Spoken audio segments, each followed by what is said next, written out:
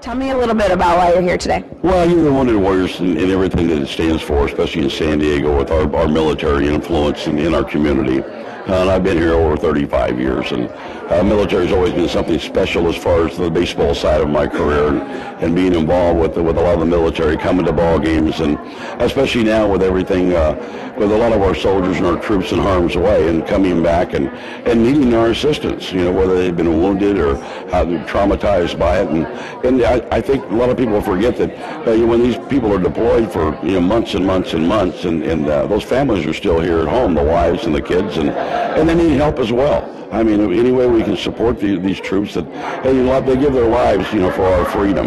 I think a lot of people maybe lose sight of that in day-to-day life. But, I myself, I like to give back, and anything I can do to help, some of our troops and our military people, I definitely want to get involved. A lot of people relate sports, football, and baseball to going to battle and being warriors. What are some similarities you find and some differences? Well, I think the one thing is you'll find that most of us are in pretty good physical shape. You got to be prepared for that battle, if we call it. You understand the mental parts of it and what it takes mentally to be a professional athlete. And I can only imagine with the mentality and the mental concentration it takes, when your life's on the line out there day in and day out. It seems more extreme that way, but I understand what it is, and it's to do it day in and day out, not just maybe once a week, but I'm talking about every single day, and it's something you got to get accustomed to and that you want to do. And that's the key thing. You got to want to do what you're doing. These kids, they want to be in the military.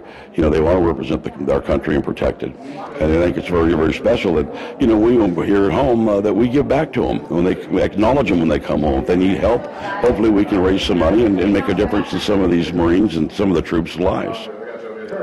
Randy, the World Series is coming up. Right. Who do you project to go against the Yankees? Well, yeah, it looks like the Yankees. Here they are sneaking in there again with that veteran team. But if I had to pick the National League team, I'd have to go with the Giants.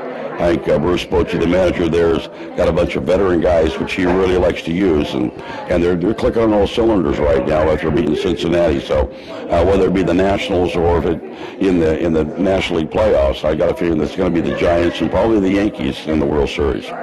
Since we are the voice of the players, I have a question for you. What Chargers player right now do you enjoy watching the most? Well, obviously, being a starting pitcher, I mean, Philip Rivers, the quarterback, of course, and Matthews, the running back. I want to see him, get his career established, get it started. Yeah, he's fumbled the ball a few times, and he struggled here and there with some injuries, but a young man has a lot of talent, and hopefully that he can make an impact with the San Diego Chargers. If there's one guy, I'd probably say Matthews, and trying to get him healthy and learn the game, and I just think he's got some athletic ability that I'd really like to see for the next few years.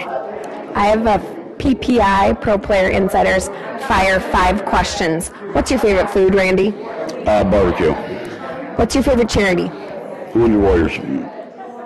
What's your favorite all-time baseball player? Sandy Koufax. And what is your go-to slogan? If it was easy, everybody do it. I think that's 4, but that's a wrap. Thank you, Randy Jones. All right. Yeah, well, my photographer